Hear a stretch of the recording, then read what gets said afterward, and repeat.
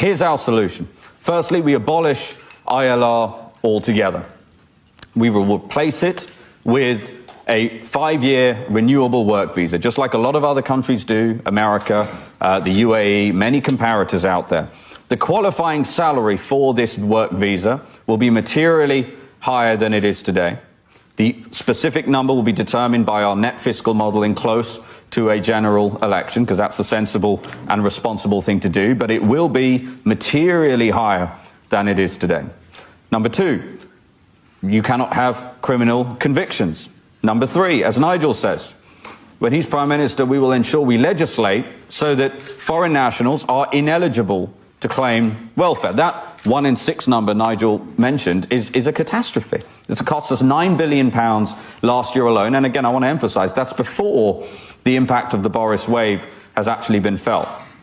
So we have to make these changes. It's the only way we can prevent the UK, frankly, going bankrupt many times over as a result of these issues. We will also introduce an English standards test. So we will materially increase the required threshold of English needed to qualify for this 5-year renewable visa.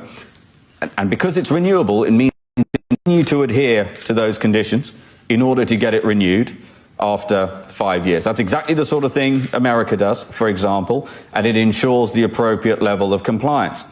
We will also increase the number of years you need to be in this country to qualify for British citizenship. The British passport is incredibly precious. We think it's the best passport in the world. It should be treated as such. So we will increase that threshold to 7 years. Now, we are obviously aware that there are certain job functions in this country that are reliant on foreign labour, without which there would be material detriment to British people. We call these national critical roles.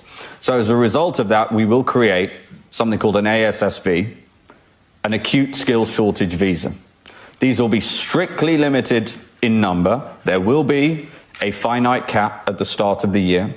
And really importantly, any employer that is sponsoring via this visa and benefits from it will have to pay a levy that in turn is spent on training the equivalent British worker for that role. This has insanely never really happened before, which is why it just goes on and on and on, and the acute turns into the chronic.